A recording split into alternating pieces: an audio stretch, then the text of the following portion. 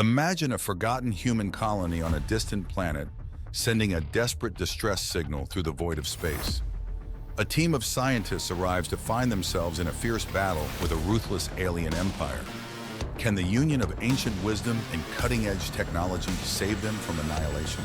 Welcome to my channel. Don't forget to subscribe and share your comments about the exciting end of the story. Convergence at Proxima. Let the story begin. Through the dark ocean of space, the Odyssey moved like a majestic silver whale, cutting through the void. Dr. Sarah Trent stood on the bridge, her eyes fixed on the holographic star map. Tiny blue dots, old colonial settlements, floated like forgotten islands. One red blip pulsed from Proxima Centauri b, a distress signal half hidden under the shadow of time. "Sarah," said Captain Rajesh Kaur, a seasoned navigator with a perpetual frown, "we're about to break through into real space." Sarah nodded, her fingers tapping the console rhythmically. This could be it, Raj. Actual human life out there, untouched for centuries. Behind them, the rest of the crew buzzed with subdued excitement. Dr. Leon Shu, the bioengineer with a penchant for dark humor, calibrated the ship's scanners. "Maybe they've turned into space Vikings," he joked, voice low but eyes alert. "They could be anything," Sarah replied, her tone measured. "But we're here to find out, not to speculate." The Odyssey shuddered as it exited the wormhole, stars snapping into focus. Proxima Centauri b hung in the darkness, a blue-green marble with a glittering ring of debris circling it. Sarah's breath caught in her throat. It was beautiful and untouched, a relic of humanity's adventurous spirit. "Scan for life signs," Raj ordered. Leon scanned the planet's surface. "We've got readings," he said, frowning, "but there's interference, something powerful down there." Sarah leaned forward.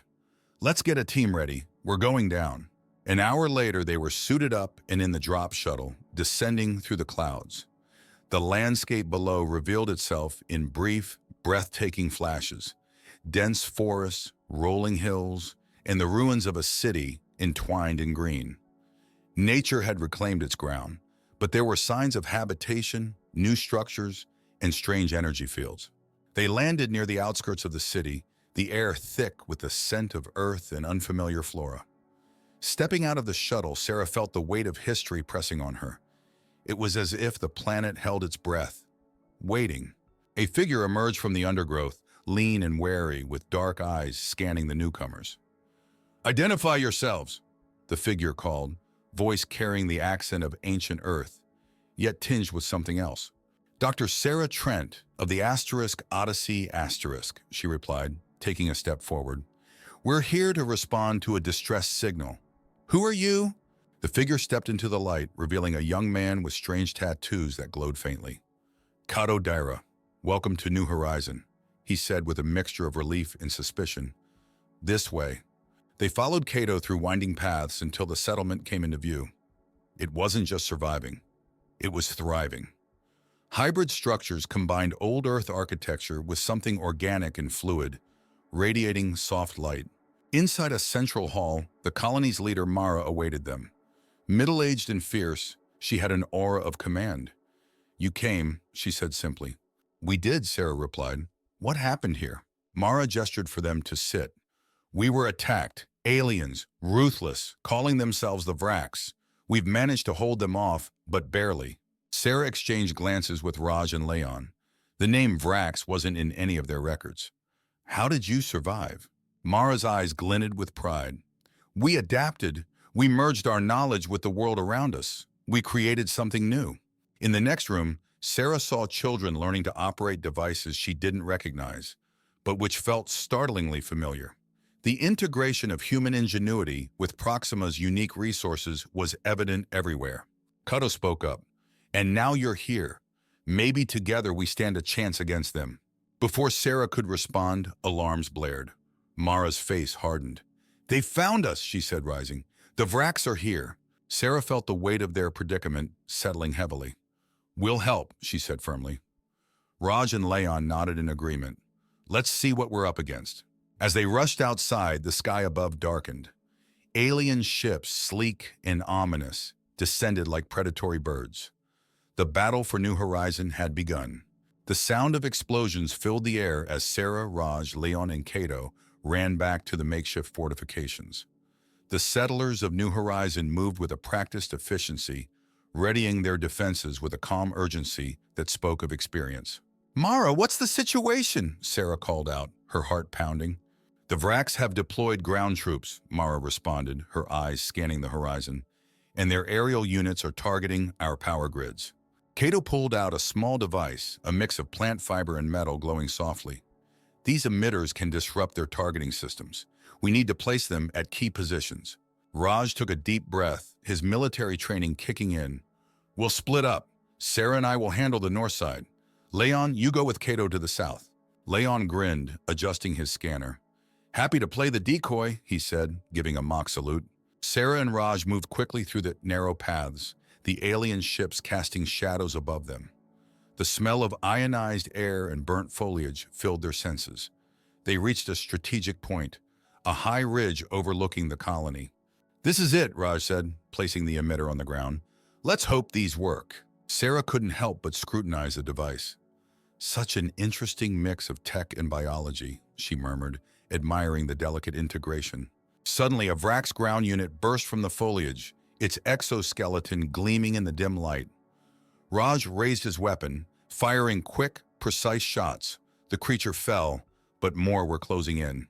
"Sarah, we need to move," Raj urged. They retreated, the emitter humming to life behind them. As they dashed through the underbrush, Sarah could see the Vrax struggling with their aim, confirming the emitter's effectiveness.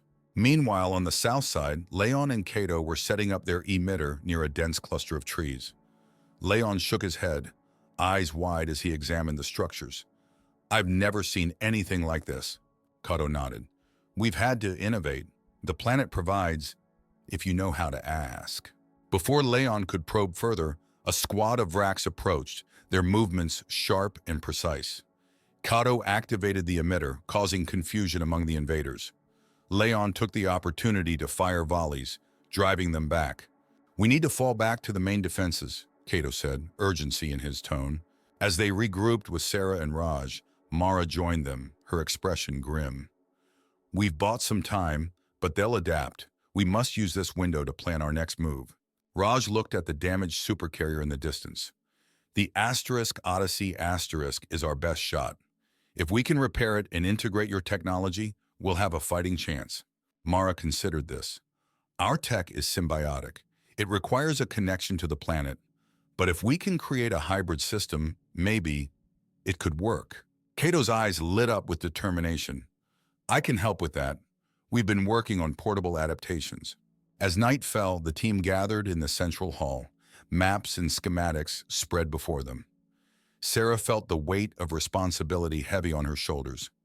"We'll need everyone's expertise. This isn't just about survival. This is about making a stand." The colonists shared knowing glances, a mixture of hope and fear in their eyes. Cato explained their approach, how the symbiotic tech harnessed the planet's unique energy fields. Leon offered engineering solutions for integrating these with the Odyssey systems. Hours of planning stretched into the early morning. A sense of unity began to emerge, bridging the gap between the settlers and the newcomers. Sarah could feel it, the spark of possibility, the strength found in collaboration. As they prepared for the next day, Mara approached Sarah. "You're different from what we expected. Not just explorers, but partners." Sarah smiled, feeling a bond forming. "We're in this together. This planet may have been lost to history, but we won't let it fall again." Outside, the Vrax regrouped, plotting their next assault. Inside, hope flickered, growing stronger. The fusion of human ingenuity and Proxima's secrets began to form a beacon of resilience, ready to shine against the darkness. The sun peeked over the horizon, casting a pale light on the colony, revealing the scars of battle and the determined faces of its people. Sarah stood with Cato near the central workshop, a makeshift hub where colonists tinkered with devices that melded the mechanical with the organic. The air hummed with activity, the mingling sense of metal and flora creating an odd harmony. Cato handed Sarah a piece of equipment, its exterior a lattice of vines and metal. "This is the core integration unit. It'll link your ship's systems with our tech." Sarah turned the unit in her hands, marveling at its elegance. Incredible. It looks almost alive. Kato nodded, his face serious. It is, in a way. Our survival depended on understanding this planet, forming a bond with it. These technologies are part of us. Raj joined them, his expression a mix of determination and fatigue. We've run tests on the Odyssey asterisk. The emitters made a difference, but we need this integration to counter the Vrax fully. Sarah looked at the bustling workshop. Then let's get started. Every second counts. Throughout the day, Sarah, Raj, and Leon worked alongside the colonists, learning the nuances of the symbiotic tech. Sarah was constantly struck by the colonists' ingenuity. She watched children helping to splice biocables, their precision and confidence evident. At one point, Cato approached a towering plant with a crystalline core. He placed his hand on it, and the plant seemed to respond, its glow intensifying. We use these crystal trees as energy nodes. They're central to our power grid. Leon's eyes widened. So this is your main power source? Amazing. We could use these nodes to boost the Odyssey's shields and weapons. Mara joined their group, her face lined with concern. The Vrax won't wait for us to finish. We need a defensive strategy for the next assault. They'll adapt to our emitters soon. Sarah nodded, feeling the urgency. We repair and integrate simultaneously. We must split into teams, one for repairs and another for defense. Cato spoke up, his voice steady. I'll lead the integration with your crew. Mara, you coordinate the defense. We'll need to use guerrilla tactics, surprise them. As night approached, the atmosphere grew tense. The colonists set up fortifications, combining barriers with living plants that could entangle and slow down invaders. Children and elders alike stood ready, their faces set in grim resolve. Mara handed Sarah a compact weapon made from Proxima's resources. This will help you. It fires bursts of energy capable of disrupting their armor. Sarah took it, feeling its weight. Thank you. We'll meet them head on. In the dim light, the colony seemed almost serene, belying the storm about to break. Sarah, Raj, Leon, and Cato led their teams to the Odyssey asterisk, where the crew worked feverishly to repair the damaged systems and integrate the colony's tech. Suddenly, the alarms blared. The Vrax were approaching again, faster this time, the sky filled with the ominous shapes of their ships. Mara rallied the defenders, her voice carrying over the noise. Positions! Hold the line! Sarah's heart raced as she directed the integration efforts, her mind focused on the task despite the chaos. We need to connect the last node. Faster! Cato worked beside her, his movements precise. Just a few more minutes. Outside, the battle raged. The colonists fought with a ferocity born of desperation. Using every trick they had learned, Leon ran between defense points, aiding where he could, his quick tinkering making a difference. Raj stood atop the main barricade, directing fire, his presence a pillar of strength for the beleaguered defenders. Hold steady! Don't let them through! The sound of combat, the cries of wounded and the explosions of Vrax weapons filled the air, blending into a cacophony of war. But amidst the turmoil, there was a spark of hope. The colonists and the Odyssey's crew, once strangers, were now united in purpose. Finally, the core integration unit came to life, its bio-lattice glowing with a blue-green light. Kato raised his head, a triumphant smile on his face. It's working! Sarah activated the Odyssey's systems. The ship hummed with renewed energy, its defenses bolstered by the planet's unique power. Let's show them what we can do. The Odyssey's weapons roared to life, firing bursts that cut through the Vrax ranks. The colonists and the ship's crew fought with renewed vigor, their combined strength pushing the invaders back. In that moment, amid the chaos and light, Sarah felt the true power of unity. They were different, yet together they were unstoppable. The battle was far from over, but now they had a fighting chance. The night sky glowed with the eerie remnants of the battle. The Odyssey asterisk loomed above the colony, a beacon of combined hope and resilience. Sarah, standing on the ship's bridge, watched the last of the Vrax ships retreat. The integration had worked, but they had paid a heavy price. Raj moved beside her, his face etched with fatigue. You've done it, Sarah, but this isn't over. The Vrax will return, stronger and angrier. Sarah nodded, her mind already racing. We need to take the fight to them. We can't keep defending forever. In the control room, adorned with alien flora and human tech, Kato and Leon worked on further enhancements. The symbiotic integration had opened new possibilities they were only beginning to understand.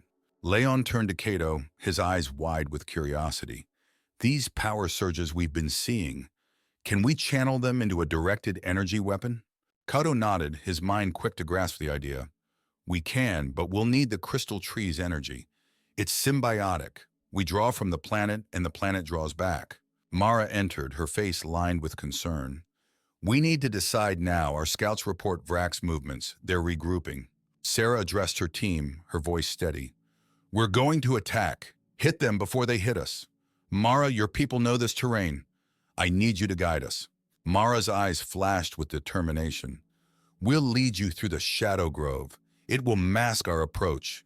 The atmosphere buzzed with the tension of preparation. The colonists gathered their weapons, mixing the organic tech with human ingenuity. Children and elders took defensive positions in the safer parts of the colony. Their faces showed fear, but also resolve.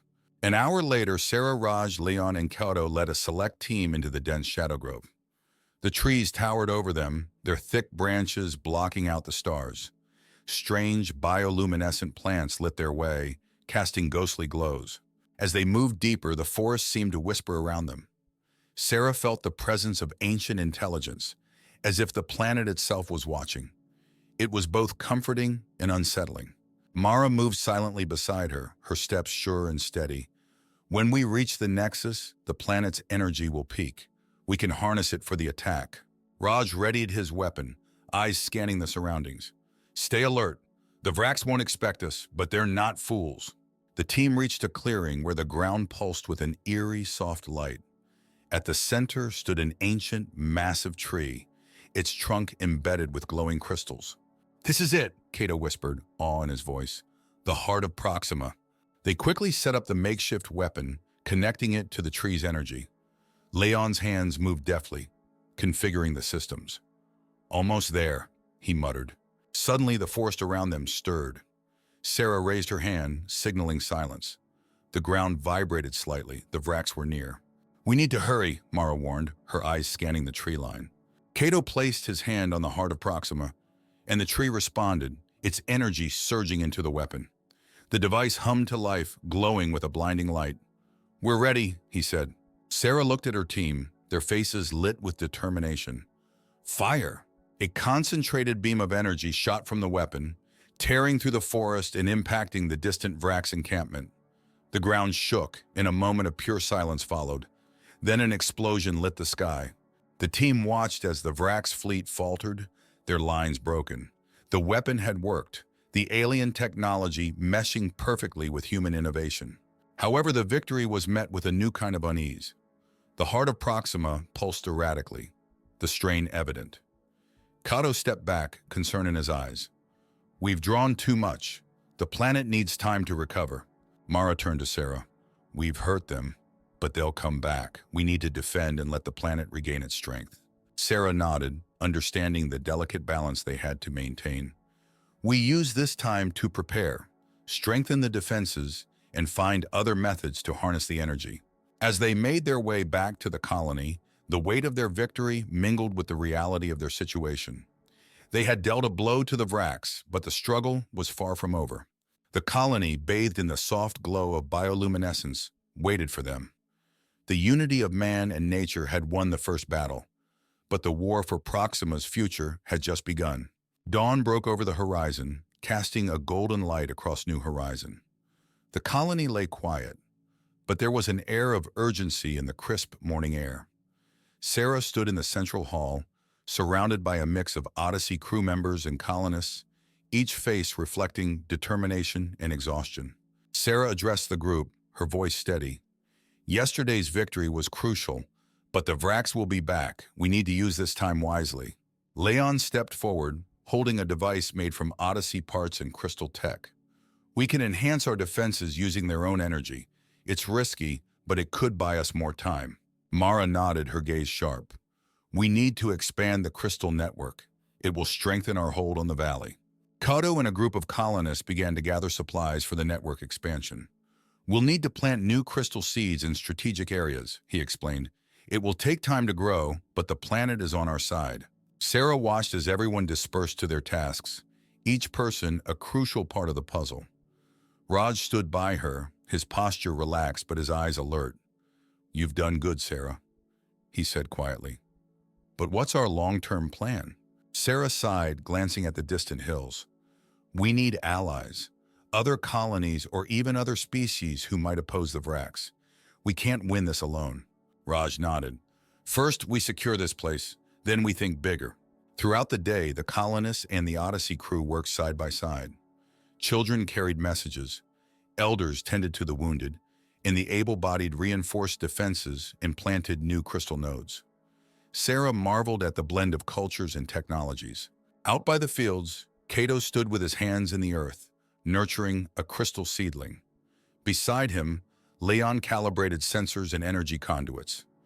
"These should boost our perimeter defenses," Leon said, his face smeared with dirt and sweat. "You really trust this planet, don't you?" Cato gave a small smile. "We've lived with it, understood it. It's more than just land, it's a partner." On the Odyssey, Sarah and Raj monitored the star maps, searching for any signs of incoming threats. "We have a small window," Raj said, finger tracing potential paths. "If we're going to send out a distress call for allies, now's the time." Sarah agreed. "We need to hope that someone out there will hear us and care." She initiated the distress beacon, encoding it with their plight and the coordinates of New Horizon. By evening, the new crystal seeds began to take root, their glow merging with the twilight. Mara walked with Sarah along the perimeter, watching the growing network of energy nodes. "You've given us hope," Mara said. "We were on the verge of despair, but now we can fight." Sarah looked at the strong, resilient faces around her. "This place, these people, they're extraordinary. We're in this together, Mara. We'll protect this place." The night was calm, but everyone was on edge, knowing it was the calm before the storm. Sarah sat with Cato by the heart of Proxima, watching its gentle pulses. "Do you believe we can win?" she asked him. Cato took a deep breath. "I believe in us. We've become a family, humans, and this world together. That's something the Vrax will never understand." Sarah nodded, finding comfort in his words. "We'll show them the true strength of this bond." Suddenly, the early warning systems activated. The Vrax ships appeared on the horizon, their lights ominous. The final battle was at hand. Everyone sprang into action, moving to their positions. Sarah called out commands, each word filled with urgency and resolve. "Hold the line! Trust in what we've built together." As the Vrax descended, the new defenses activated. Energy fields reinforced with the colony's unique symbiotic technology flared to life. The attackers were met with fierce resistance. Raj led the ground troops, his voice a beacon of strength. "We've beaten them before. We can do it again." Leon and Cato monitored the systems, the energy from the crystal network, merging with the Odyssey's own power. "It's holding," Leon shouted. "We can do this." Sarah stood at the forefront, weapon ready, her heart beating in sync with the planet's rhythm. "For New Horizon," she cried out, rushing forward. The battle raged, the colony and the Odyssey crew standing united. Each moment was a testament to their resilience as they used every resource, every bit of ingenuity. They fought not just for survival, but for the possibility of a future. And as the night wore on, hope grew with every passing second. They had become something more than they had ever imagined. A true convergence of humanity and the cosmos, standing together against the darkness.